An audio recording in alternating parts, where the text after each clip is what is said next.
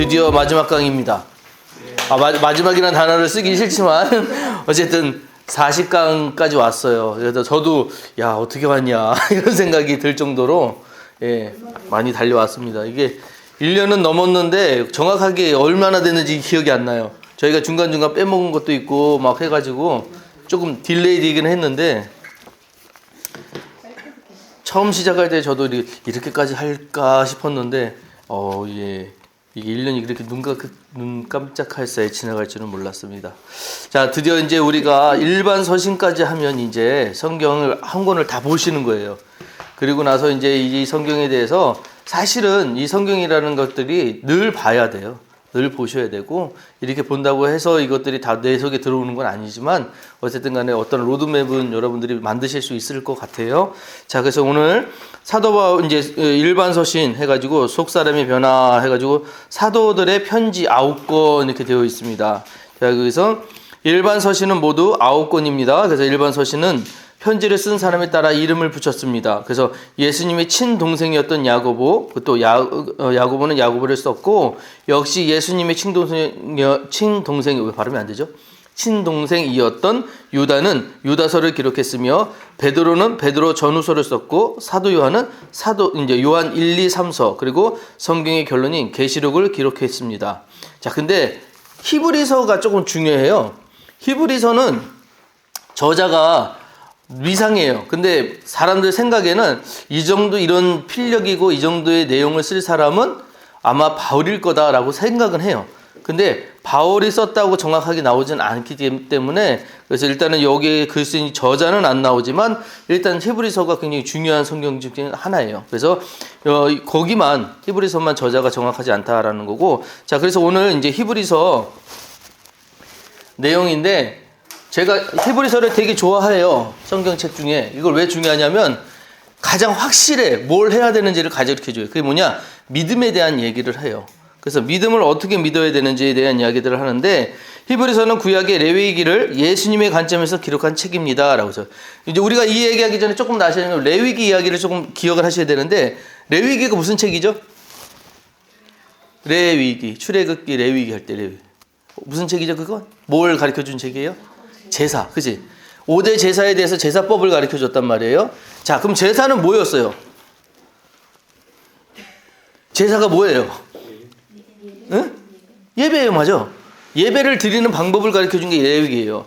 그걸 예전에는 제사를 이렇게 드려야 된다라고 하는 제사법 레위기로 가르쳐 줬다면, 신약에 와서는 이렇게 예배를 드려야 된다라고 하는 것들을 히브리서에서 가르쳐 주는데, 공통된 같은 주제지만 하는 방법을 확실하게 차이 주는 게 뭐냐? 제사를 드릴 때는 제사에 대한 제물이 필요했어요.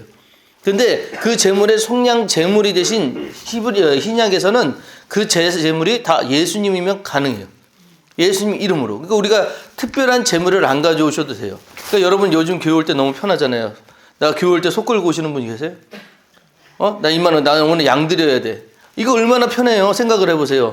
걔들 그냥, 저도 이제 시골 출신이라 그 돼지를 이렇게 길러본 적이, 제가 기른 건 아니지만 우리 장로님네 돼지를 제가 몰아본 적이 있어요. 예, 돼지가 이렇게 운동을 시켜줘야 고기가 좋아지거든요. 그래서 돼지를 한 줄로 쭉 세워가지고 쭉 밖으로 한 바퀴 돌고 이렇게 와요. 근데 이게 해보셔서 알겠지만 내 마음대로 이게 얕봐요. 사람이 작으면 애들이 하잖아요. 돼지도 얕봐요. 그래서 말을 안 들어. 그래서 막 지만대로 가는데, 그래서 뒤에서 이제 장로님이 따라오고 이제 제가 그걸 하고 있으면 뭘 주시냐면 긴 나무떼기 하나 주세요. 긴 거. 아주 이렇게 잘 휘어지는 거. 그래가지고 얘들을 힘으로 끌려면 절대 못 끌어요. 그래서 돼지가 여기서 막 올라가잖아요. 언덕 올라가잖아요. 그러면 이쪽을 막 때려요. 이쪽을 막 때려요. 그럼 아파서 일로 가요. 그러면 걔 따라서 쭈루루루 가요. 그리고 또 일로 가면 일로 그쪽 가잖아요. 그럼 나가려면 또 이쪽으로 막 때려요. 그러면 또 이렇게 가요. 그래서 한 바퀴를 쭉 돌고 해서 운동을 시켜요. 계속. 그래서. 근데 얘들이 요렇게 그냥 뭐 이렇게 앞에 돼지만 따라가거든요. 그렇게 운동을 시키는데, 자, 그렇게 해서 400km를 만약에 베들레헴에 산다. 그러면은 예루살렘까지 얘를 끌고 온다. 가능하겠어요? 돼지도 돼지지만 그렇게 오다가 얘가 스트레스 받아서 못 올 것 같아요. 안 돼요. 예. 도저히 못 올 거예요. 근데 그러니 예배 드리는 것이 얼마나 힘들었겠어요. 그러니까 그런 절차를 좀 간소화하고 쉽게 하려고 거기에 장사하는 사람들 생기고 예수님한테 나중에 욕 얻어먹고 그렇게 되는 거죠. 예? 그런 일들이 벌어지게 되는데 어찌됐든 간에 그 모든 절차를 하나님은 다 알고 계셔요. 그래서 어떠한 것으로 오느냐가 중요한 것이 아니라 어떠한 마음이 더 중요하다라는 것들을 얘기하시면서 이제 그래서 히브리서에서 우리에게 뭘 했냐? 믿음을 얘기를 하세요. 그래서 이 믿음에 대한 얘기를 하면서 믿음은 바라지 않는 것들의 실상이요 보지 않는 것들의 증거니 너희 선진지를 이로써 증거를 얻었느니라. 11장의 말씀이에요. 그죠? 11장 1절 말씀. 더 중요한 건 11장 6절 말씀. 11장 6절 말씀. 믿음이 없이는 하나님을 기쁘시게 하지 못하나니 그에게 나가는 자는 반드시 그가 계신 것과 그가 상 주시는 이심을 믿어야 할지니라. 이게 믿음에 대한 이야기를 하거든요. 이가 믿음이 없이는 하나님을 기쁘시게 하지 못한다. 이런 것 단어할 때, 그러니까 하나하나가 너무너무 중요한 단어를 히브리서에서 가르쳐 준다라는 것이죠. 자, 그래서 히브리서에서 이제 성경에서 예수님을 대제사장으로 표현한 것은 이 히브리서밖에 없습니다. 여기서 얘기한 이거 또 그래야 되겠네. 40강 될 때까지 아직 못 찾았어요. 자, 여기서 성경에서 대제사장을 부르는 곳은 히브리서밖에 없습니다. 히브리서는 옛 언약과 새 언약의 관계가 또 이상하게 됐구나. 관계를 성도들에게요. 성도들에게 알려주어서 구약시대와 같은 방식으로 오늘날 교회에서 예배드리지 않는 이유를 신학적으로 설명하고 있습니다. 그러니까 구약시대와 같은 방법으로 예배드리지 않는다는 것이지 예배가 없는 게 아니에요. 근데 예배를 드려지는데 구약시대 그거보다 더 간편하게 된 이유가 예수님 덕분이라는 거예요. 예수님 덕분에. 자, 이 이야기를 하면서 우리를 구원하시는 하나님의 뜻을 따라 십자가에서 우리의 죄를 단번에 영원히 속죄하셨습니다. 그래서 히브리서 9장 12절 말씀, 염소와 송아지의 피로 아니하고 오직 자기 피로 영원한 속죄를 이루사 단번에 성소에 들어가셨느니라. 그러니까 한 번에 끝나셨어요. 예수님은 이미 우리의 모든 죄를 다 완결하게 그것들을 십자가에서 끝내셨어요. 여러분들이 재물이 따르는 필요는 없어요. 자, 근데 이제 중요한 건 믿음은 그럼 뭐냐? 이걸 믿는 사건이에요. 예수님이 나를 위해서 돌아가셨어. 예수님이 나의 구주가 되셨어. 이걸 믿는 그 사건. 그 믿음이 있느냐 없느냐가 무엇을 다루냐? 나의 행동에서 그것이 나타나느냐 안 나느냐. 그러니까 진짜 믿냐 안 믿냐 이게 더 중요하다는 거예요. 진짜 믿냐 안 믿냐.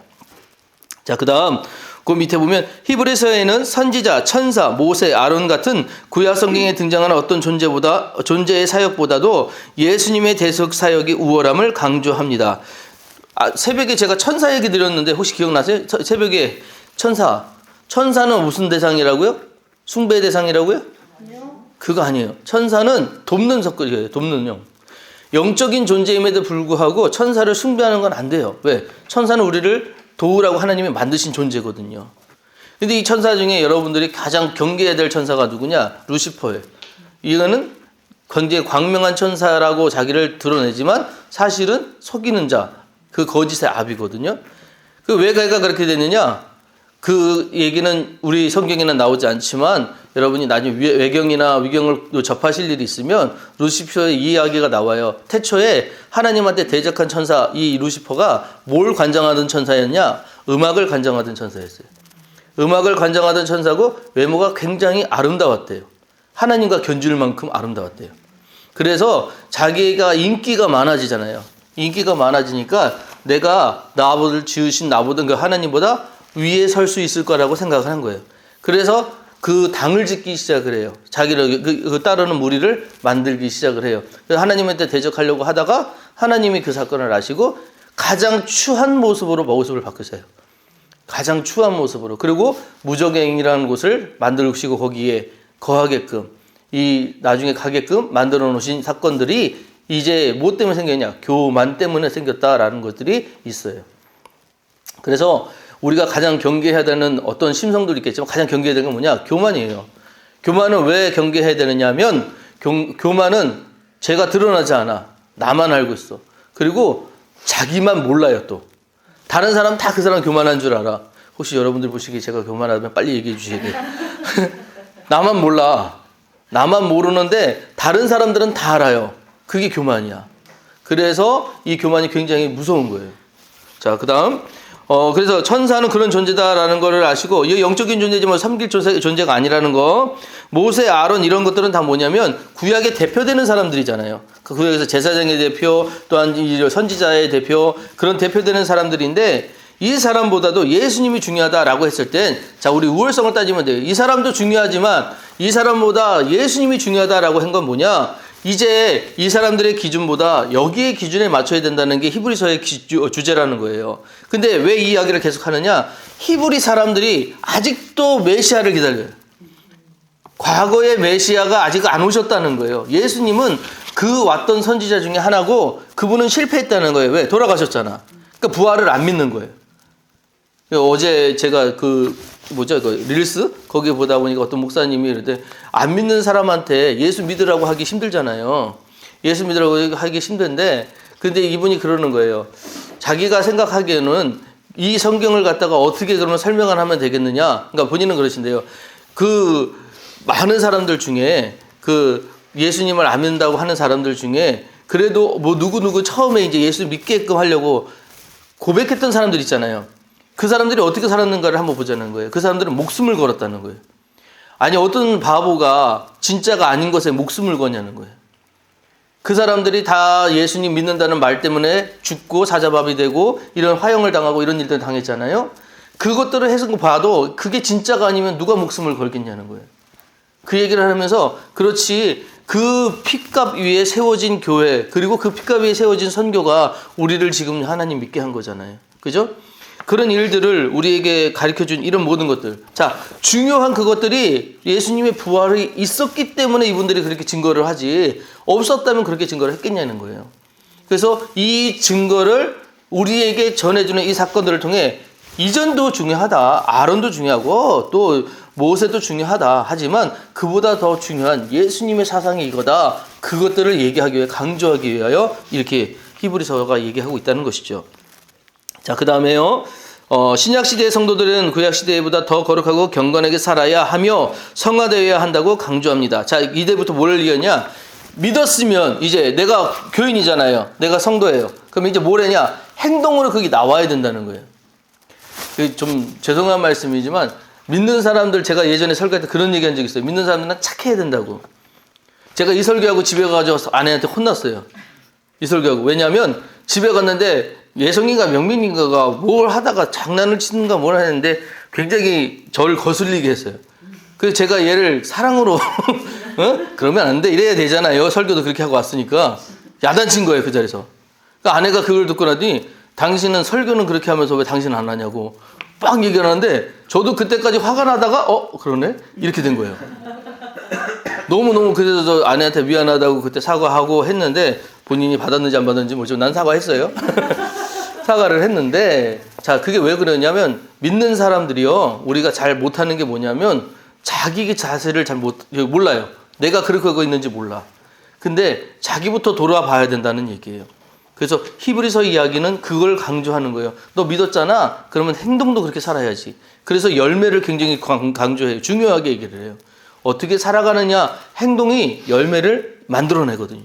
자, 그 얘기요 하고요. 그래서 거기 믿으면 보통 히브리서 11장에 믿음장이라고 하는데 사실은 행동장이라고 할 수 있습니다. 히브리서 11장을 따르면 믿음은 반드시 행동으로 나타납니다. 믿음이 있는 아벨은 하나님의 뜻에 합당한 제사를 드렸습니다. 또한 아브라함은 믿음으로 하나님 뜻에 순종하며 갈대 우르를 떠났습니다. 믿음이 있는 사람은 하나님 말씀에 순종해서 나아갑니다. 자, 여기서 하나 더, 믿음으로 나갔다는 거 중요한데, 믿음이 뭐냐? 보이지 않는 상황에서 했다는 얘기예요. 확실하지 않은 상황에서도 했다는 거예요. 그게 믿음이에요. 그래서 믿음이 기반이 됐다는 건 뭐냐? 다 알고 가는 거는 의미가 없어요. 우리 확실한 거니까 가는 거는 의미가 없어요. 왜? 그거는 믿음으로 안 가도 돼요. 확실하니까. 근데 확실한 듯이 않음에도 불구하고 하나님의 말씀이니까 내가 지켜가겠다. 태도가 중요하다는 거예요. 그 태도가. 자, 그래서 히브리서는 믿었으면 행동하라라는 이 이야기였고, 이어지는 야고보 사도의 이야기는 삶으로 열매를 맺으라라고 얘기하고 있습니다. 그래서 이 야고보서의 별명이 있어요. 그거는 신약의 잠언이에요, 잠언. 잠언서 우리 청년들한테 많이 읽으라고 막 얘기하잖아요. 그죠? 그래서 아마 이게 31장인가 그래가지고 맨날 하루 종일 한 장씩 읽는 거 그런 것도 하고 그랬잖아요. 그죠? 응? 근데 잠언서 이야기가 넘어간 거죠? 잠언서 이야기가 뭐라 그럴까 집회된 거예요. 그러니까 계속 이야기가 아니라 중요한 내용들을 모아놓은 거예요. 그러다가 보니까 어떤 때는 이런 말 하고 어떤 때는 저런 말 하는 것처럼 들릴 때가 있어요. 뭐 자녀들을 때리라고 얘기도 했다가 사랑으로 베풀라고 했다가 뭐 그런 얘기 있어요. 그래서 나는 그 말씀 중에 자녀를 때릴 때 뭐 세게 때리거나 뭐 오래 때려도 오래 되는 거 아닌데 세게 때리거나 해도 죽지 아니할 것이다 뭐 그런 말이 있거든요. 예. 그러니까 경책하기 위하여 애들을 깨닫게 하기 위하여 규율하기 위해서 때리는 건 가능하다. 그래서 우리 아들이 그걸 좀 봤으면 좋겠는데 잠언은 안 읽어. 그래서 잘못을 하면은 그렇게 해서라도 돌아오게끔 하는 게 그게 마땅하다라는 거예요.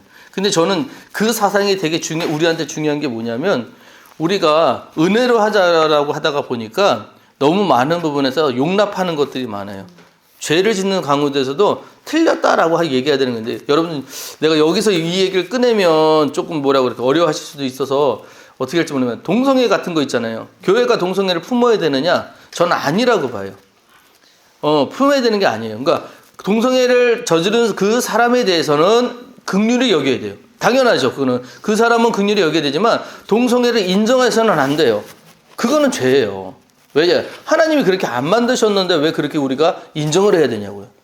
그것과 그거랑 다른 얘기인데 그렇게 이야기를 하면서 동성애를 잘 품지 못하는 교회라고 얘기를 해요. 그건 아니에요. 교회가 잘못된 것을 가르치고 이런 것들에 대해서 틀렸습니다라고 이야기할 수 있어야 돼요. 그래서 우리가 옛날에는 교회가 이 일제시대나 아니면 이 어려운데 구한말에도 이런 교회들이 살아남을 수 있었던 거는 정의를 얘기했기 때문에 그래요. 바른 말을 했기 때문에 그래요. 십자가를 들이대고 죽음에 너 칼 갖다가 해서 십자가를 들이대고 이거 밟으면 너희들 살려줄게 라고 얘기를 해도 우리는 그 의 못 버립니다. 우리 예수님 못 버립니다. 했던 그 야성 때문에 우리가 지금 살아있는 거거든요. 근데 그거 보세요. 지금은 어렵다 그러면 그럼 하지 마. 힘들다 그러면 그런 거 하지 마. 괜찮아. 교회가 다 품어야지 뭐 다 인정해 주려고 하는 이런 사고는 조금 잘못됐다는 거예요. 조금 위험해요. 항상 우리는 기준이 있어야 돼요. 그 기준이 뭐냐? 그래서 우리 성경을 갖다가 정경이라고 부르잖아요. 캐논이라고 그러거든요. 이 잣대 위에 이거 잘해요. 이 잣대 위에 하나님 말씀 아닌 것들을 제하는 일들을 해야 돼요. 이거 굉장히 중요한 것들이에요. 그런데 교회가 이런 것들을 다 용납하고 포용하고 다 인정해 줘야 된다? 그래서 교회가 모든 사람들을 다 사랑해야 된다? 아니요. 그건 아니에요. 그건 아니에요. 잘못된 사람들에게 잘못을 가르쳐 줄 수도 있어야 된다. 그게 때리는 거라고 저는 생각을 해요. 잠언서 이야기가 지금 중요한 거, 야고보서의 이야기에도 중요한 게 뭐냐면 그런 것들이에요. 우리가 사랑해야 되고 긍휼히 여겨줘야 될 대상은 사람이지만 그 사람이 잘못하고 있으면 당연히 가르쳐야 돼요. 고쳐야 돼요. 그런 일들을 교회가 해야 된다는 거예요.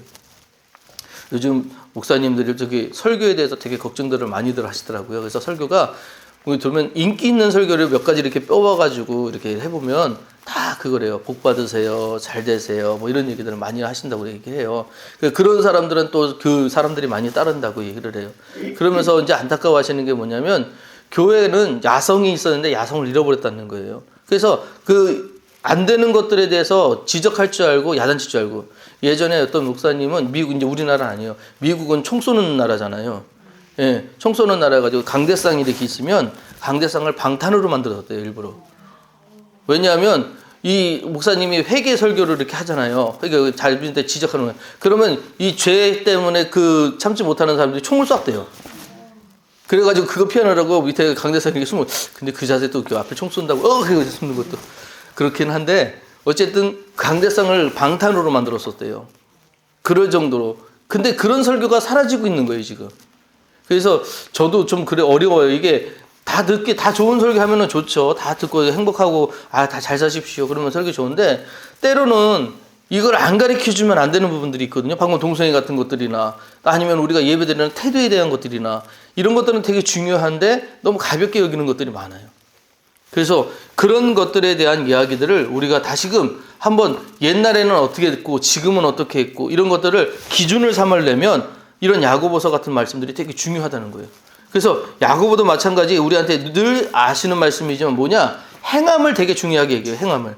그래서 믿음으로 말미암는 구원을 이야기하는데 여기 보시면 이 야고보가 당시에 있는 사람들한테도 했던 얘기인데 지금 우리한테도 똑같은 얘기예요. 뭐예요? 평안히 가라, 배부르게 하라고 하면서 실제로 도와주지 않으면 행함이 없는 믿음이요 죽은 믿음이라고 경고했어요.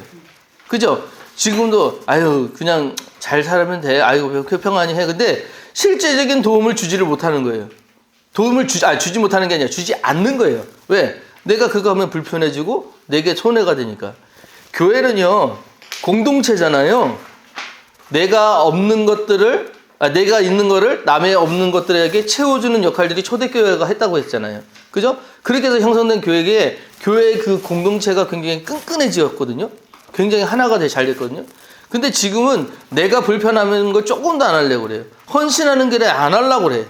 다들 뭔가 힘든 거 어려운 일은 누군가 하겠지 해요. 이게 왜 그렇게 됐을까라고 보면 우리가 갖고 있는 하나님의 말씀에 대한 이 야성을 잃어버려서 그래요. 진짜 내가 이 말씀을 지켜야 되겠다 하는 그런 열쇠. 누군가는 하니까, 누군가는 대처 안 하니까. 근데 그거 아세요? 상급 사라지는 거 아세요? 상급? 하늘에 상급이 있다고 그러잖아요. 하늘의 상급이 누구에게 있냐면 행하는 자에게 있어요. 그래서 꼭 보일 때만 행하는 게 아니라 하나님이 다 기록하신다는 거예요. 하나님이 알고 계시다는 거예요. 그러니까 사람에게 눈에 띌 필요는 없어요. 그 옛날에 그 애들 가르쳐 보면 알아요. 없을 때 그냥 탱체대대 놀다가 눈에 싹 보면 뭔가 막 열심히 하는 애들이 있어요. 안 보일 것 같아요? 다 보여요. 근데 본인만 몰라. 본인은 잘하고 있는 줄 알아. 우리 집에 둘째가 그래요. 꼭 그래요. 그래서 저는 그 야단은 명민이를 많이 치는데 큰애니까 많이 치는데 마음은 양명민에게 더 가요. 왜냐면 얘는 야단 맞아가면서 군소리 없이 하는데 요거는 다 깨부리는 게 눈에 딱 보여. 그래서 에이씨. 근데 또 제가 누구 닮았을까 하면 다 할 말이 없지 뭐. 그렇죠. 자, 그 다음에요. 너희의 도를 행하는 자가 되고 듣기만 하나 자신을 속이는 자가 되지 말라라고 권면합니다. 그러니까 도를 행하는 자가 되라는 거 뭐예요? 하나님의 뜻을 행하는 자가 되고 듣기만 하여 자신을 속이지 말라고 그러잖아요. 하나님 말씀을 들었어요. 근데 알고 있어. 알고는 있지만 난 안 가. 그러면 안 된다는 거예요. 이정표랑 목사랑 같은 게 뭐라고요? 가리키고 안 가요. 예? 그러면 안 된다는 거예요. 같이 가야지. 같이 해야지. 같이 움직여야죠. 그죠? 이해되시죠? 예, 그걸 강조하는 게 야고보의 이야기라는 것이죠. 그 다음에요. 그 밑에 보시면 이제 베드로 전후서는 박해는 받지만 소망을 가져라라고 하는 거예요. 그러니까 우리 믿는 여러분들도 마찬가지죠. 어려운 일 당하시죠. 시험 있으세요. 그죠? 시험이 있는데 그 시험을 피하려고 하거나 시험이 내게 오는 것들을 걱정하시는 분들 많은데 아니요. 그게 복일 수 있어요. 이런 얘기하면 되게들 많은 분들이 그래요. 왜 예수님 믿는데 꼭 어려워야 하느냐. 예수 믿으면 해결돼야 되지 않냐. 아니요. 진짜 중요한 건요. 기다리는 마음이 되거든요. 도대체 하나님 이걸 나한테 왜 주셨을까? 이런 고난 왜 주셨을까? 그러니까 예전에 제가 제 아는 그 형 얘기해 준 적 있나요? 암 걸린 친구? 예. 나는 슬퍼서 암 걸렸다고 슬퍼서 오는데 날 보고 오히려 야단치면서 하는 얘기가 그거였잖아요. 너 왜 믿음이 그렇게 없냐고. 하나님이 날 위해서 하실 일이 얼마나 큰데 네가 그거 가지고 이렇게 울고 있냐고 그러면서 얘기할 때 제가 그 형보다 믿음이 없을 보고 되게 부끄러웠다고 말씀드린 적이 있어요. 마찬가지거든요. 하나님이 시험을 주실 때는 반드시 테스트예요. 그거 아셔야 돼요. 하나님이 시험 주실 때는 테스트예요. 그거는 이겨내면 상급이 있어요. 근데 어떤 방법이냐? 내 방법이 아니에요. 하나님의 방법이 꼭 있어요. 그래서 그 방법대로 이길 때까지 내가 뭐라면 견뎌낼 힘이 있어야 돼요. 나 이 상황에서도 믿음 흔들리지 않을 거야. 나 이 상황에서도 하나님 오로지 의지하고 살 거야 라는 이 힘이 필요해요. 이거를 탄력 회복성이라고 얘기하더라고요. 탄력 회복성. 뭐냐면 우리가 그런 거죠. 뭔가 상처를 딱 받았어. 그러면 다시 다 원위치로 돌아오려는 그 힘이 있잖아요. 그러니까 뭐 고무줄 같은 거 땡겼을 때 탁 놓으면 원위치 돌아오려는 그 힘. 그게 탄력 회복성인데 믿음에도 이 탄력 회복성이 필요하다는 거예요. 신앙에도. 내가 쳤다고 해서 그 자리에 넘어지고 좌절하는 게 아니라 그래도 내가 하나님의 자리까지 가서 다시 기다리는 거예요. 그래서 내게 원하시는 게 뭔가. 이런 것들을 가르쳐 주는 것. 그게 베드로 전후서의 이야기라는 거예요. 그래서 당신은 박해가 있었어요. 이제 네로도 박해를 했지만 그 뒤에 도미티안도 해가지고 이 굉장히 예수 믿는 사람들을 박해를 많이 했는데 이 박해받는 사람들에게 베드로가 뭐라고 얘기하는지 잘 보세요. 그 밑에 보면 너희는 택하신 족속이요 왕 같은 제사장이요 거룩한 나라요 그의 소유된 백성이니 이는 너희를 어두운 데서 불러내어 그의 기이한 빛에 들어가게 하신 자의 아름다운 덕을 선전하게 하려 하심이라. 이 말씀을 딱 해주는 거예요. 그러니까 지금 이분들이 어디 있을까요? 감옥에 있어요. 이분들이 어디 있을까요? 잡혀 있어요. 지금 나는 이제 조금 있으면 죽어요. 그런데 그분들에게 뭐라고 얘기하냐면 너희는 택한 족속이요 왕 같은 제사장이래요. 그 말을 하는데 귀에 안 들어올 것 같잖아요. 근데 알고 있는 거예요. 이 생의 삶이 여기뿐이면, 거기서 끝나는 거면 정말 안타깝죠. 그게 끝나니까. 근데 아니라는 거예요. 영원한 나라에 하나님과 같이 살 그 나라에서는 너희가 왕처럼 택한 백성이처럼 그렇게 살게 될 것이야 라는 것 때문에 이분들이 이 어려움을 견뎌내고 이겨냈다는 거예요. 그래서 이거 보시는 그 그림 지금 잘 보이세요? 옆에다 세워놓고 지금 하나씩 다 태워 죽이고 있는 거예요. 그러면 그 장면을 밑에서 이 사람들이 뭐 하고 있을까? 계속 보고 있는 거예요. 다음 차례니까. 네, 다음 차례니까 기다리고 있는 거예요. 그러면서 이렇게 해가지고 사람을 구하는데 더 놀란 건 그 뒤에 있는 사람들이에요. 뭐 하고 있어요? 다 구경하고 있어요. 그러니까 이게 하나의 엔터테인먼트예요. 이게 하나의 행사였어. 이걸 보면서 사람들이 저건 죽어도 마땅한 자들 이렇게 여겼던 사람들이 기독교인들이에요. 근데 이분들을 베드로가 뭐라고 얘기하냐면 너희들은 왕 같은 제사장이라고. 아니라고. 너희들은 세상 사람들에게 경멸과 손가락질과 어려움들에서 죽지만 너희들의 원래 신분은 뭐냐? 왕 같은 제사장이야. 하나님이 너희들을 하나님의 나라에서 이렇게 높여주실 거야 라고 이야기하는 거예요. 그 이야기는 지금 곧 우리에게도 어려운 환란이 있어요? 걱정하지 마세요. 하나님이 당신의 자녀인데 그냥 내버려 두시겠냐는 거예요. 위로의 말씀을 주신다는 거죠. 그래서 그런 이야기들을 쭉 이야기한 것들 밑에 이를 한번 읽어보시면 되겠습니다. 자, 넘어갈게요.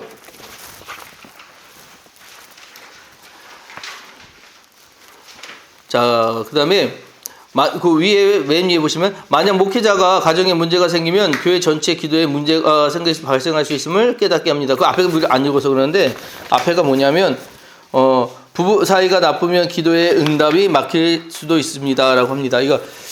저는 이거를 진짜 느껴요. 뭐냐면 그러니까 부부 사이에 서로 사는 마음을 다 맞춰서 100% 사시는 분들 계시죠? 네? 여기 결혼 안 한 친구들 있어서 그러는데 저는 그분들을 존경해요. 어떻게 그렇게 살지? 어떻게 그렇게 살지 그러는데 특히 근데 저는 목회자잖아요.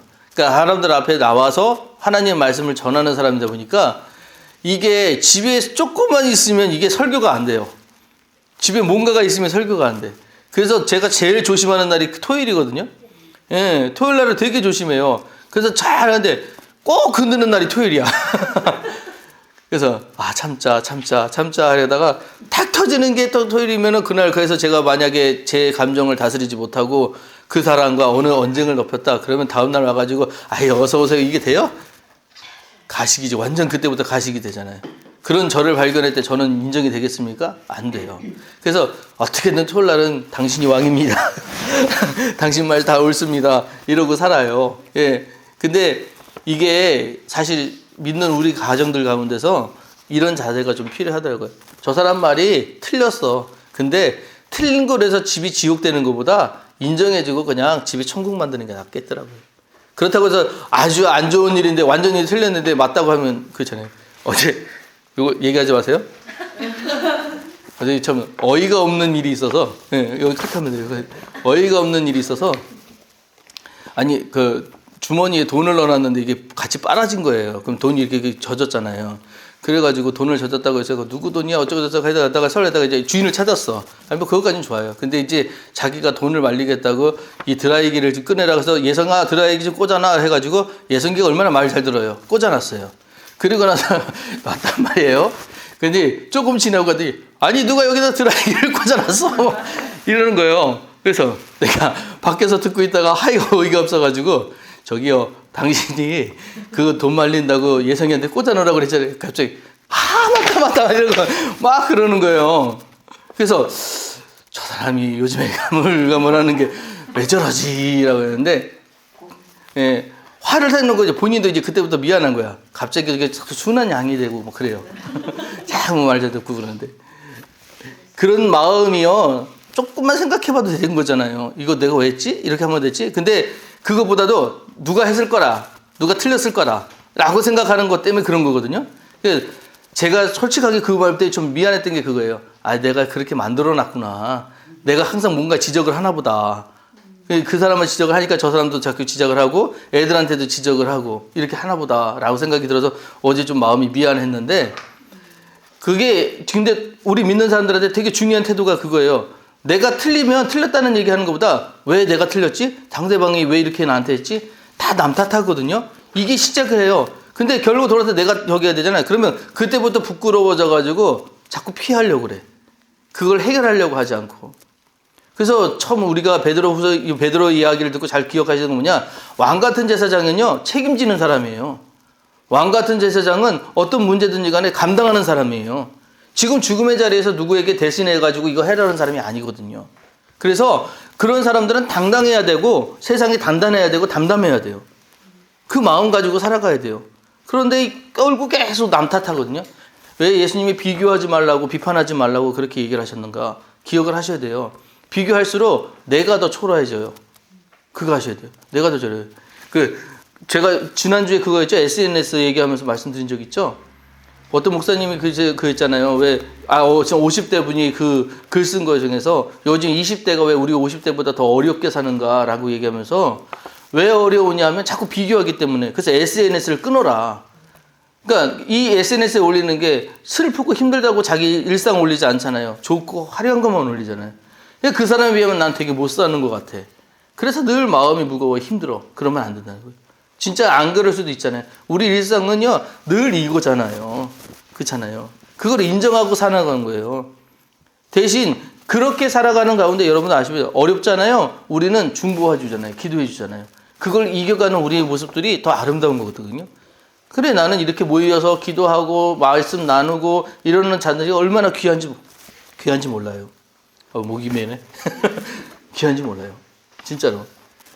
자, 그래서 여기 이제 이 말씀은 그렇게 읽어보시고, 자, 그 다음에 요한 1, 2, 3서 여기 이 말씀에는 하나님을 사랑한다면 형제를 사랑하라 라고 얘기를 하고 있어요. 자, 이거는 그거예요. 아, 하나님 잘 믿어. 나 하나님 온전히 믿어. 라고 하면서 실제적으로 내 옆에 있는 내 가까운 누구에게 사랑을 하지 않는다면 진짜 하나님 사랑하는 사람이겠느냐라는 질문이에요.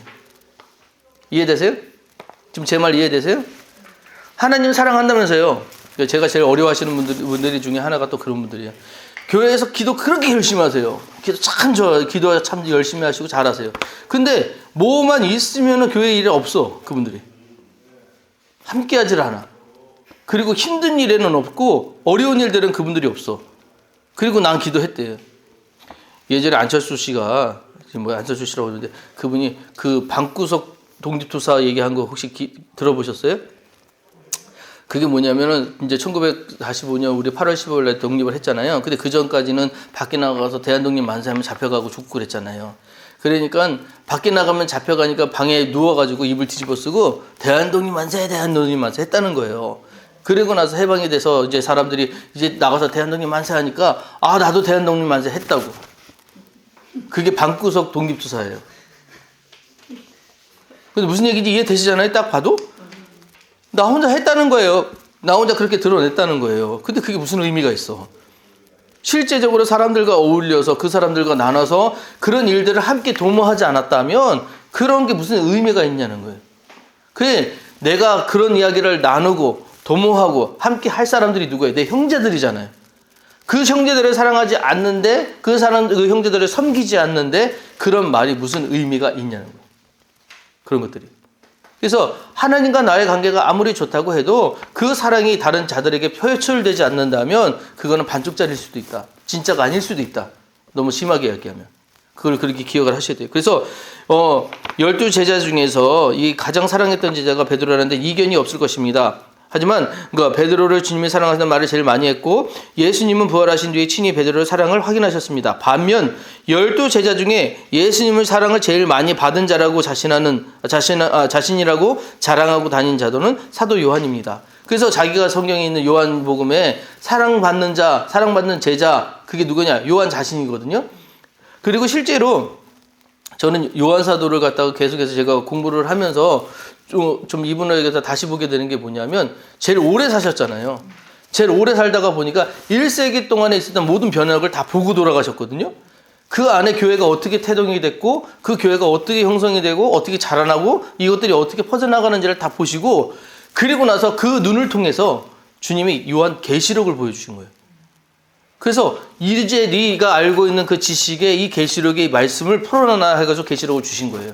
그래서 계시록의 내용을 통해서 이렇게 보는 것들이 어떤 먼 미래에 있어야 될 뭐 그런 이야기들이 아니라 실제 그 당시의 눈으로 계시록을 봐야 이해되는 부분들이 있어요. 그래서 요한계시록 같이 공부하자고 말씀드린 것이고요. 그걸 풀어줬는데 이렇게 사랑받는 이 요한이 아니었다면 안 가능했다는 거예요. 가능하지 못했다는 얘기예요. 제 생각에는. 그래서 그런 것들도 하나님이 다 기억을 하시고 이 요한 사도에게 이런 사명을 주셨다는 거. 그리고 그것들을 잘 풀어낸 것이 요한 사도라는 거. 그것을 편지로 또 잘 녹여낸 것이 이 요한 1, 2, 3, 4 이 말씀이라는 거예요. 자, 그래서 첫 번째 보시면 요 밑에 요한 1서에서는 하는데 찾으셨나요? 밑에서?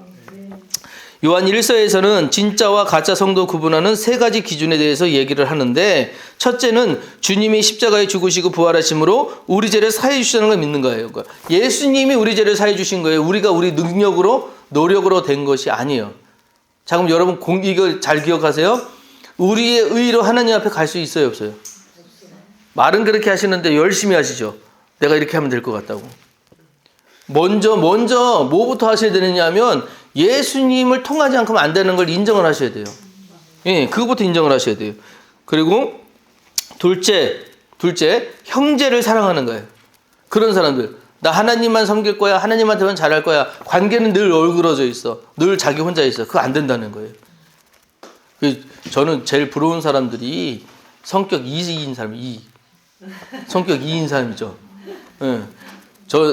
2인분들 되게 부러워요.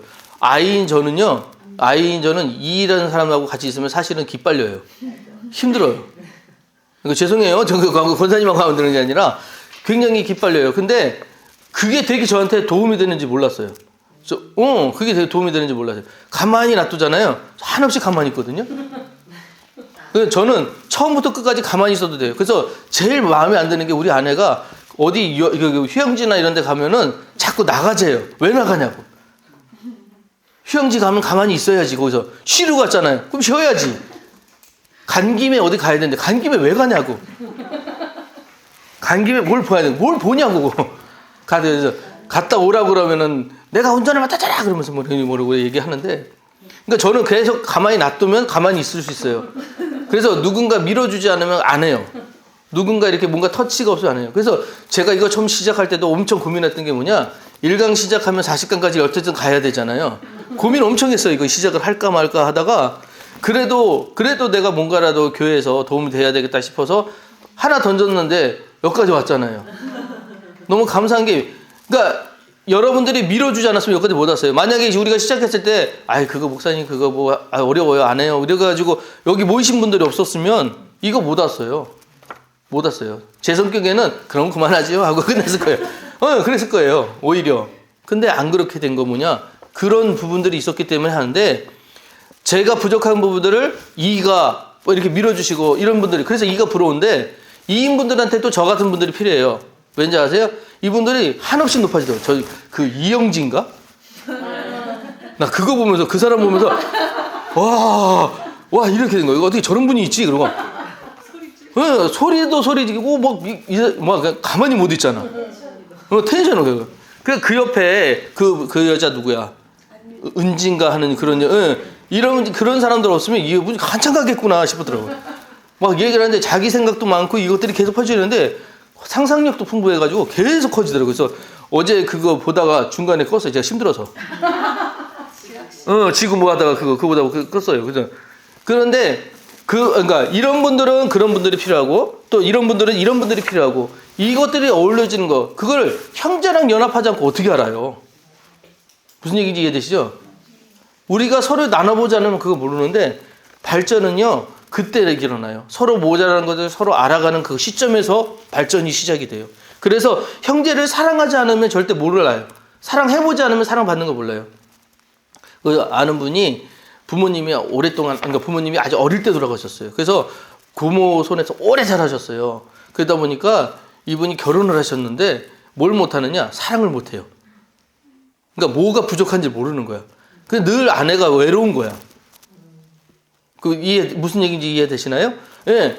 이분은 가족에게 뭔가 주는 거를 못 해본 거예요. 한 번도 사랑을 받아본 적 없고, 그러니까 자기 혼자 잘 사는 거를 했기 때문에 자기만 뭔가 필요 없으면 가만히 있는데 사랑은 그런 게 아니거든요. 때때로 자기 거 헌신도 해야 되고, 나눠주기도 해야 되고, 끌어주기도 해야 되고, 이런 거 해야 되잖아요. 이걸 못 해. 그러니까 아내는 늘 이 사람한테 퍼주기만 하다가 지치는 거예요. 힘든 거예요. 그런 가정을 본 적이 있어요. 이런 것들을 모르니까 해봐야 된다고요. 자꾸 나눠봐야 된다고요. 그런 것들을 알아야 돼요. 그래서 여기서 이야기하는 두 번째 기준이 그래서 형제를 사랑하는가를 알아야 된다는 거예요. 세 번째는 뭐냐? 상습적으로 죄를 짓지 않고 경건하게 살아가는가입니다. 그러니까 죄를 질 때 여러분 습관되는 거 아시죠? 죄는요 계속 커져요. 요만한 죄를 졌었는데 그 죄로 만족하지 않고 계속 커져요. 그게 뭐냐면 그 피크 익스피리언스라고 혹시 말씀드린 거 기억나시나요? 절정 경험. 사람이요, 뇌는 항상 그 좋았던 거를 기억을 한대요. 절정 경험을. 그래가지고 그 경험을 잊지 못해서 항상 그걸 그리워하고 그걸 계속 하려고 한대요. 그래서 사람들이 도박에 빠지는 거예요. 도박에 빠지는 이유가 한 번 딱 했는데 내가 jet팟이 터졌어. 뭐 터져본 적이 없어서 잘 모르겠지만 jet팟이 터져서 돈이 많아졌어요. 그러면 그 경험, 내가 남들 다 못하는 거 한순간 탁 터졌던 그 경험 때문에 자꾸 그걸 하려고 하는데 도박은 알죠? 하면 할수록 뺏기는 거예요. 도박이에요. 절대 못 이기는 게임이래요. 라스베가스의 사람들이 다 그 얘기 안 되잖아요. 아는데도 한 번만 터져라 그러고 간다잖아요. 한 번만. 그 절정 경험 때문에. 그 절정 경험 때문에 사람이 계속해서 하는데 그 절정 경험을 주는 게 죄라는 거예요. 죄가 가장 그게 크다는 거예요. 그 느낌이. 그 나쁜 짓 할 때 그 쾌감이 제일 크대요. 훔친 사과가 왜 맛있게요? 절정 경험에서. 뭔지 아세요? 진짜예요. 남의 거를 내 노력 없이 뺏어서 내가 갖게 되는 그 순간에 내가 희열을 가장 크게 느끼는 거예요. 그래서 자꾸 그 경험을 노려요. 죄가 그 성장해서 나쁜 짓 하잖아요. 끝까지 가요. 어디까지 가느냐? 이게 결국 사망까지 가야지 끝나요. 욕심이 인태한지 죄를 낳고 죄가 장성한지 사망에 이르느니라 단계예요. 그거 단계예요. 그래서 우리는 욕심 부리면 안 돼요. 이 얘기 했더니 욕심 안 부리고 어떻게 사냐라고 또 누가 그러더라고요. 욕심 안 부리고 어떻게 사냐. 그 좋은 욕심은 부려야죠. 그래서 좀 거룩해지려고 노력하는 것도 욕심이니까. 그런 욕심은 부리셔야 되는데 꼭 있잖아요. 필요 없는데 더 가지려고 하시는 분들이 있어요. 더 하려고 하시는 분들이 있어요. 그 쓸데없는 욕심은 버리셨으면 좋겠어요. 나중에 우리 어머니가, 죄송해요. 얘기 나오게 하는데 우리 어머니가 그릇 욕심이 있으세요. 그릇 욕심이 있는데 이걸 안 버려. 그래서 언제까지 안 버리겠나 봤더니 저 어렸을 때 그 교회들 그 창립하고 나면 그릇 돌렸거든요. 그게 지금도 있어.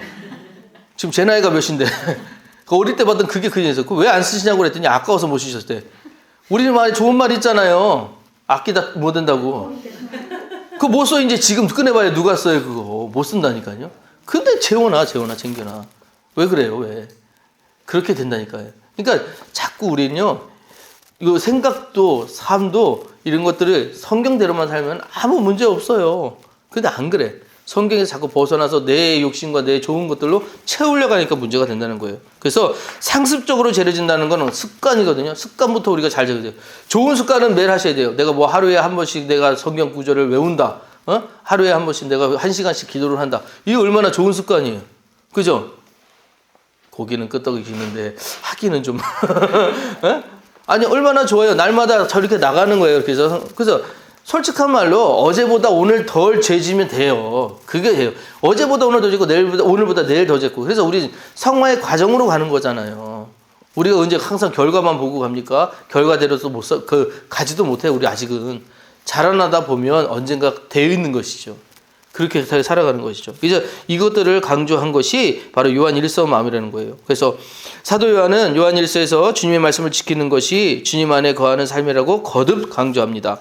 주님을 사랑하고 그 사랑으로 이웃을 사랑하라는 사도 요한의 말을 성도들은 가슴 깊이 새겨야 합니다. 요한 1서는 놀랍게도 분명히 기도에 응답해 주신다는 하나님의 약속을 전하고 있습니다. 그래서 5장 14절에서 15절 말씀, 그를 향하여 우리가 가진 바 가지마 담대한 것이 이것이니 그의 뜻대로 무엇을 구하면 들으심이라. 우리가 무엇이든지 구하는 바를 들으실 줄을 안즉 우리가 그에게 구한 그것을 얻은 줄 또한 아느니라. 여러분 기도할 때 이거 되게 중요한 자세거든요. 하나님 내가 기도하면 들으실까라고 기도하면 안 된대요. 그래서 성공을 연구하는 학자들이 그래요. 된다라고 마음 먹고 하면 20-30%래요. 될 확률이. 된다. 안 된다면 100% 안 된대요. 이해되세요? 된다라고 뛰어들어도 20-30%밖에 안 된다는 거예요. 자, 근데 기도하는데 많은 분들이 그래요. 아유, 기도하다가 이거 하나님이 바쁘신데 이것까지 들으실까? 그럼 뭐하러 기도해? 그렇잖아요? 하나님이 이 기도까지 들으실까? 그러고 기도 안 한, 그거는 핑계예요. 하나님 다 하신다니까요. 단, 내가 그 믿음의 을 갖고 하나님 앞에 나갔을 때 하나님의 때를 기다릴 자세가 되어 있는 거예요. 하나님의 그 의를 이루실 때를 기다릴 자세가 되어 있느냐. 그게 더 중요한 거예요. 하나님은 말씀은요, 반드시 이루어 주셔요. 그건 아셔야 돼요. 기도는 단 하나도 땅에 떨어지지 않아요. 하나님 반드시 이루세요. 단, 기한이 달라요. 우리와. 하나님의 시간이야. 하나님의 타이밍이 딱 있다는데 저는 그걸 하나님의 경륜이라고 얘기하거든요. 하나님의 경륜, 하나님의 타이밍이 딱 맞을 때가 있는데 그때를 우리가 모를 뿐이지 항상 맞추신다는 거예요. 나에게 좋은 거. 그래서 그거 꼭 기억하세요. 제가 애들 예전에 청년들한테 가르쳐줬던 게 있는데 복음은 두 가지라고요. 기억나니? 그때는 아니었냐? 용선이 아니었나? 하나님 선하시다는 거. 하나님 무조건 선하세요. 어떤 방법이죠. 그리고 그 하나님의 관심이 나에게 있다는 거. 그게 복음이라고요. 하나님은 어떤 상황에서도 선하시고 그 하나님의 관심이 나에게 있다는 거. 나에게 있다는 거. 그게 복음이에요.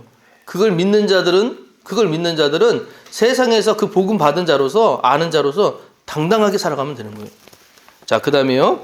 요한 2서에서는 잘못된 가르침이나 이단과 적당히 타협하면 안 된다고 강조합니다. 아까 드렸던 우리 죄에 대한 것들이에요. 절대로 우리 죄는 타협하면 안 돼요. 누구든지 이 교훈을 가지지 않고 너희에게 나아가거든 그를 집에 들이지도 말고 인사도 말라. 그에게 인사하는 자는 그 악한 일에 참여하는 자임이니라. 제가 이 말씀 준비하다가 조금 생각난 게 예전에 대학원 준비할 때 제가 대학원 늦게 갔거든요. 대학원 준비할 때 누가 띵동하고 문을 열어요. 그랬더니 하나님 믿으셔야 돼요. 그래가지고 믿고 있어요. 그랬더니 더 잘 믿으셔야 돼요. 뭐 어쩌고저쩌고 얘기를 하길래 저 목사예요. 그랬더니 목사님도 잘 믿으셔야 돼요. 그러길래 도대체 네가 뭔데 목사를 잘 믿어야 되느냐 하고서 제가 그때 문을 열고 그분하고 대화를 시작을 했어요.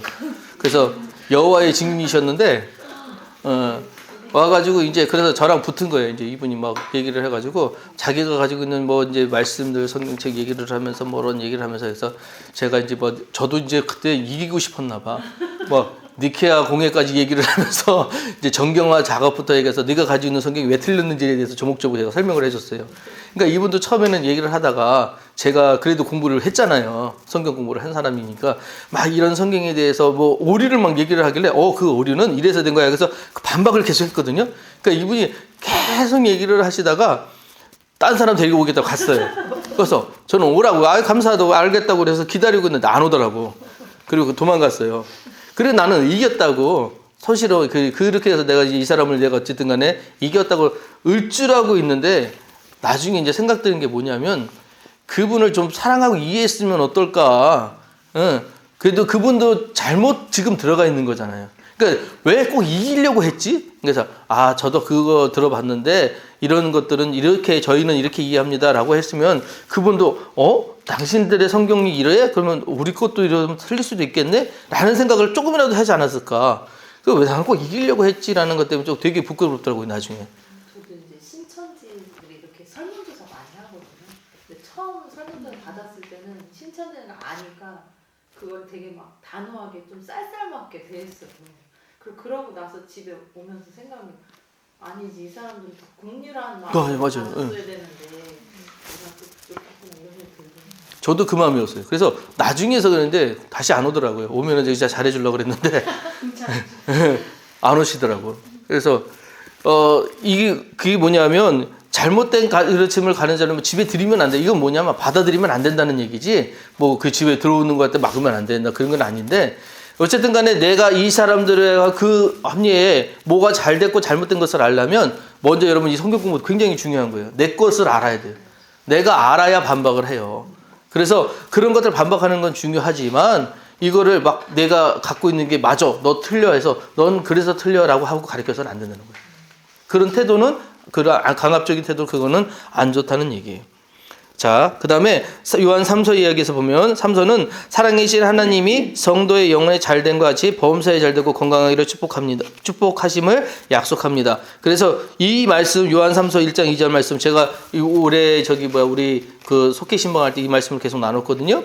근데 이 말씀을 가장 많이 저에게 유명해 주셨던 목사님이 조용기 목사님이에요. 그래서 삼박자 구원 해가지고 이제 이 이야기를 많이 하셨는데 이거 엄청나게 귀한 말씀이에요. 중요한 말씀이에요. 우리 믿는 사람들 서로 중보할 때 이렇게 중보하셔야 돼요. 그 사랑하는 자요라고 부르는 자체부터도 이거 굉장히 중요한 거거든요. 우리가 여기 계신 모든 자를 사랑하는 자요, 아까 얘기했지만 긍휼의 눈으로 볼 수 있다는 것 자체가 우리가 얼마나 귀한 태도인지 몰라요. 볼 때 싸우는 우리 적이 아니라고요. 그 사람들. 우리들이 살 것은 육체가 아니고 그들이 잘못 갖고 있는 그런 생각들인 거고 그런 어떤 법칙된 것이지 사람은요 다 귀해요. 어떤 사람도 안 귀한 사람이 없어요. 그걸 아셔야 돼요. 그래서 우리 영혼이 잘된 것처럼 범사에 잘되고 강건하기를 강구하노라 이 말씀을 여러분 잘 기억하시길 바라고 우리 복음의 핵심은 십자가의 도에 있습니다. 이게 뭐냐? 우리 복음, 아까 복음 얘기했죠. 하나님은 선하시다 그 관심이 나에게 있다는 그 도가 십자가의 이 도가 우리의 기준이 되고 그 기준으로 인해서 다른 것들을 우리가 바라볼 줄 알아야 된다는 거예요. 그런 시각으로 살아가야 된다는 거예요. 그래서 그렇게 살아가는 우리 복음 핵심, 십자가의 온전한 도, 하나님의 이 복음을 우리에게 전해주셨을 때는 하나님이 오르심을 세상 사람들에게 전하며 살아갈 때 말로 정하는 것보다 행동으로 나타내는 게 더 중요하다는 거예요. 그 말씀 잘 기억하시고요. 자, 그 다음에요. 안 넘어갔네? 아니잖아. 됐다. 자, 유다서 얘기할게요. 유다서. 자, 유다서는 1절부터 4절, 그 다음에 5절부터 16절, 17절부터 23절까지 다 뭐냐면 배교에 대한 거 이야기하고 있어요. 배교. 그래서 한 장짜리 이 말씀이 잘 중요한 게 뭐냐면 거룩한 믿음 위에 자신을 건축하라라고 이야기하고 있어요. 그러니까 지금 계속해서 사도들이 이야기하고 있는 것도 여러분 뭔지 잘 기억하셔야 되는데 뭐냐면 지금 흔들릴 수 있는 믿음의 그런 바탕이잖아요. 다 핍박이 오고 어려운 상황이고 그런데 신앙생활하는 사람들은 요동치 말아야 된다는 거예요. 상황과 여건에 흔들리지 말아야 된다는 얘기를 하고 있는 거예요. 그래서 사도 요한은 교회에서 바른 신앙을 지키고 잘못된 교리와 거짓 교사를 배척할 것을 강조합니다. 그래서 사랑하는 자들아 너희는 너희의 지극히 거룩한 믿음에 자기를 건축하며 성령으로 기도하며 이거 유다가 한 얘기인데 왜 사도 요한이 나왔지? 제가 잘못 쓴 것 같은데요. 이거 제가 한번 확인해 볼게요. 자, 그 다음에 성령으로 기도하며 하며 이것이 모든 서신서에 강조하는 성도가 지켜야 될 목표이자 성화의 삶입니다. 지금 갖고 있는 사상들이 다 같다는 걸 얘기하고 있는 거예요. 지금 우리가 있는 일반 서신의 이야기들이 다 뭐냐면 우리가 가지고 있는 터전 위에 그 믿음 위에 우리의 삶을 세워가는 거예요. 그러니까 집을 지을 때 기초공사 하잖아요. 기초공사 해놓고 나서 거기 위에다가 이제 뜰 때 놓고 기둥 세우죠. 지금 그 바닥이 뭐냐 이게 이 바탕이 뭐냐 이걸 페트라라고 우리 반석이 뭐냐 이게 복음이에요. 하나님 말씀.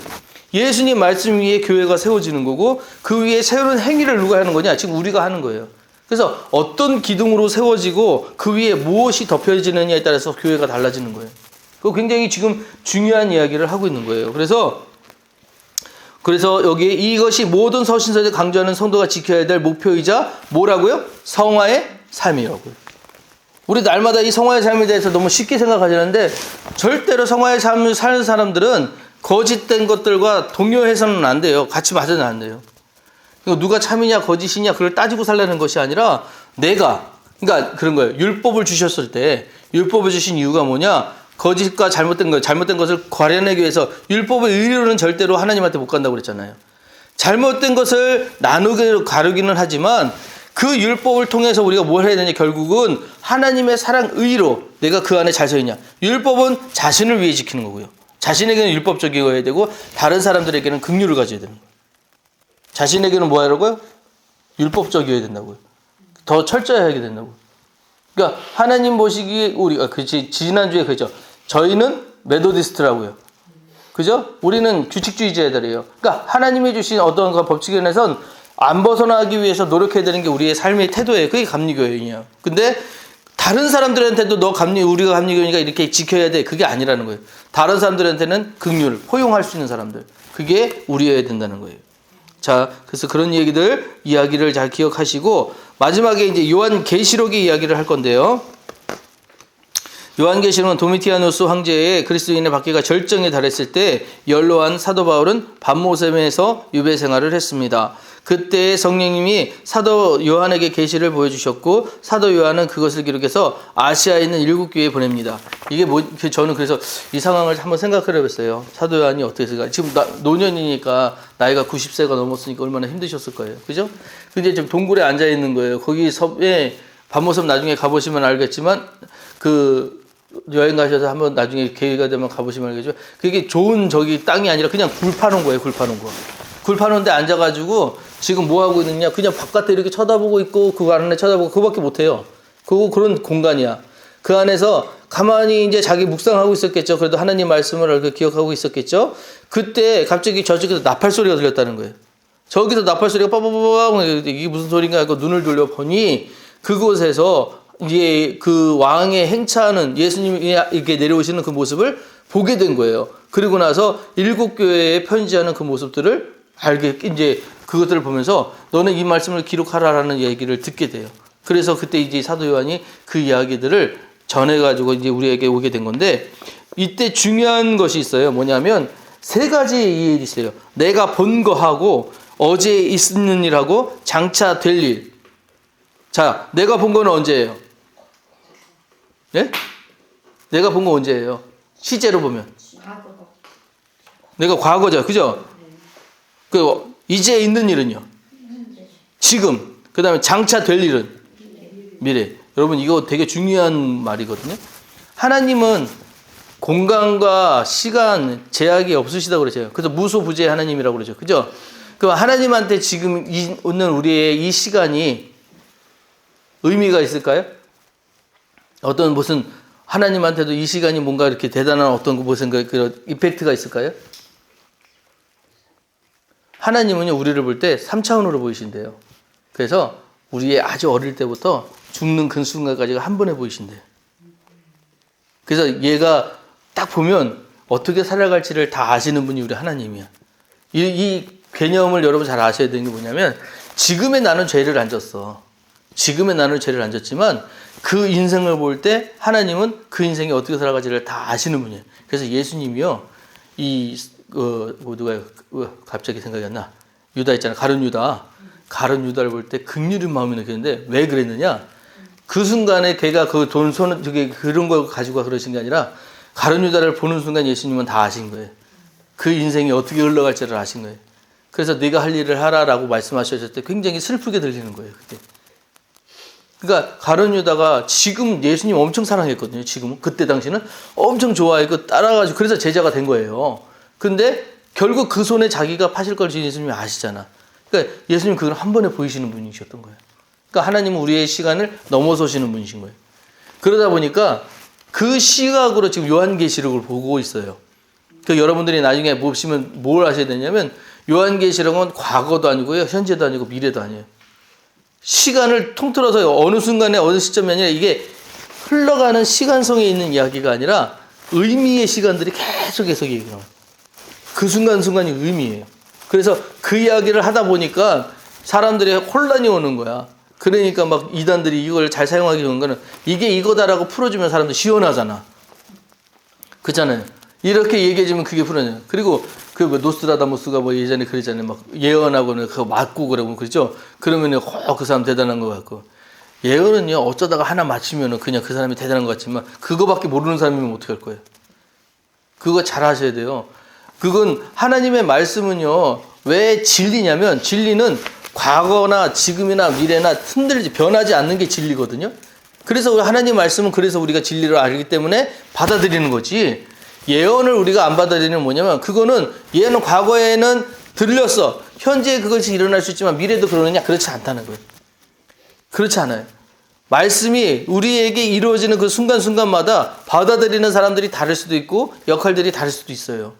그래서 이게 되게 중요한 거예요. 그래서 요한계시록 여러분들이 잘 공부하셔야 되는 건 뭐냐면 장차 있었던 것과 그러니까 예전에 있었던 것과 지금 있는 것과 장차 올 일들이 한꺼번에 어우러져서 보는 그 시각으로 보기 때문에 요한계시록이 어렵다는 거예요. 그걸 그래도 우리 사도 요한을 통해서 이야기하신 건 뭐냐? 그래도 우리가 이해할 수 있을 만큼의 그 이해력을 통해서 알게 하셨다. 이걸 우리에게 알게 하셨다.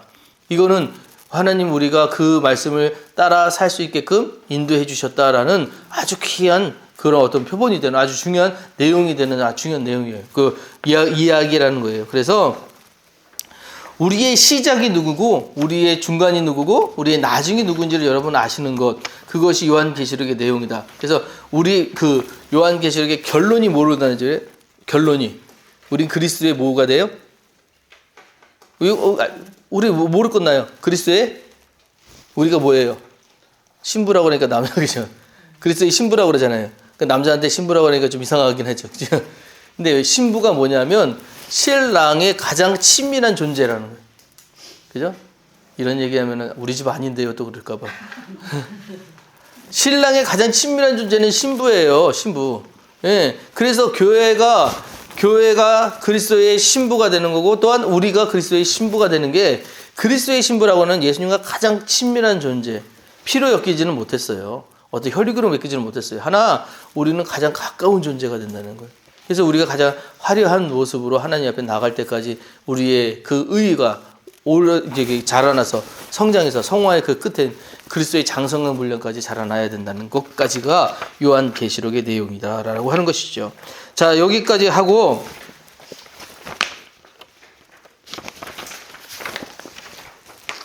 하나만 더 얘기할게요. 새 하늘과 새 땅 어디서 들었죠? 딱 신천지잖아요. 예? 나 이 사람들 때문에 이 말을 바꿔야 되는지 어떻게 해야 되는지 모르겠는데, 어쨌든 새하늘과 새 땅이 여기 나왔어요. 성경에, 우리 요한계시록에 나왔어요.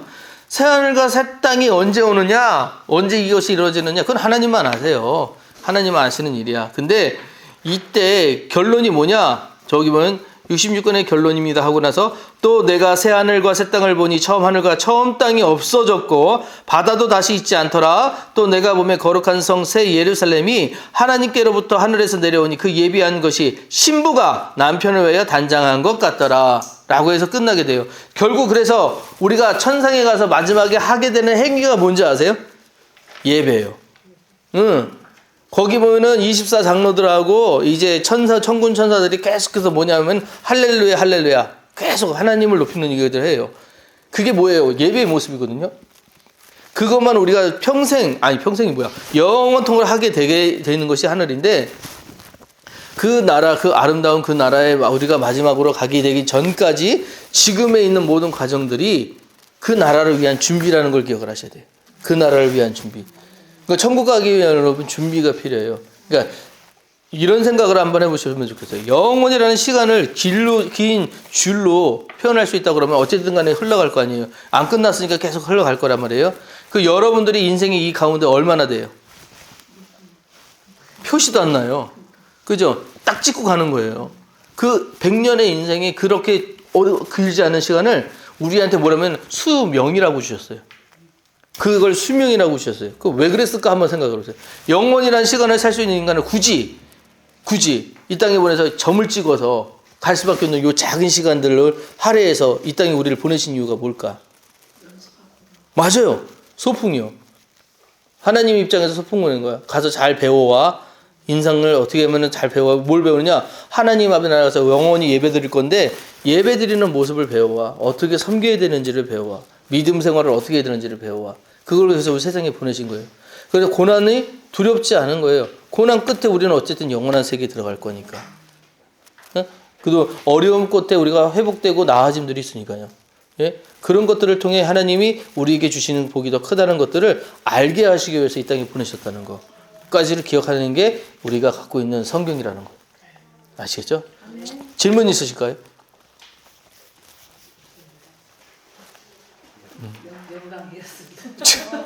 어제 40강 똑같아요. 한 번은 다른 말을 하지. 너무너무 감사하고, 진짜, 그래요. 제가 이제 어떻게 다 시작을 했는가, 아니면 그냥 진짜 처음에는 못 모르고 시작한 것 같아요. 근데 시간을 돌이켜 보니까 너무너무 잘한 선택이었고 저한테는 그걸 통해서 저도 성경을 다시 한번 들여다보면서 많은 것들을 다시 한번 깨닫게 되고 그런 시간들이었습니다. 어쨌든 40강을 통해서 여러분들이 배웠지만 결국은 여러분들이 또 개별적으로 보셔야 돼요. 안 보시면 몰라요. 성경 보셔야 되고 모르는 것들이 있으면 또 그런 것들을 계속해서 찾아보시고 나누실 수 있어야 되고요. 그래서 어쨌든 간에 이 길라잡이니까요. 길라잡이는 여러분 말 그대로 이렇게 가이드 역할만 해드린 거고 여러분들이 이걸 통해서 정말 하나님과 더 가까워지셨으면 좋겠습니다. 40강 동안 오시느라 수고들 많으셨고요. 우리 박수로 마무리하도록 할까요? 감사합니다.